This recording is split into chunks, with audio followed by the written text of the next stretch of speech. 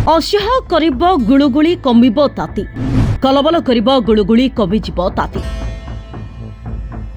राज्य में आज भीषण कालबैशाखीर वर्षा 7टी जिल्लाको येलो वार्निंग जारी करा जायछि। प्रबल बिजुली सहित घड़घड़ी वर्षा पाई अलर्ट। पाणीपाग खबर पर टिके नजर पकाइबा। 21 तारिख में राज्यर प्राय अनेक स्थान में तापमात्रा 2 डिग्री पर्यंत कमिब बोली संभावना रही। तेबे 24 रे उपकूल संलग्न केन्द्रीय ओडिशा रे 3 डिग्री रु अधिक कमिब। तेबे 25 रु पश्चिम ओडिशा रे 3 डिग्री रु अधिक कमिपारे।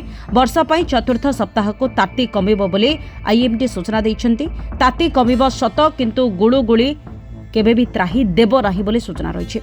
तेबे पाणीपाग विभाग पूर्वानुमान करी जणाइछन्ती मालकानगिरी, कोरापुट, नवरंगपुर, रायगड़ा, गजपति, गंजाम, मयूरभंज रे घड़घड़ी सहित वर्षा होई पारे। तेबे पवनर झटका 40 ରୁ 50 किलोमीटर छुई पारे।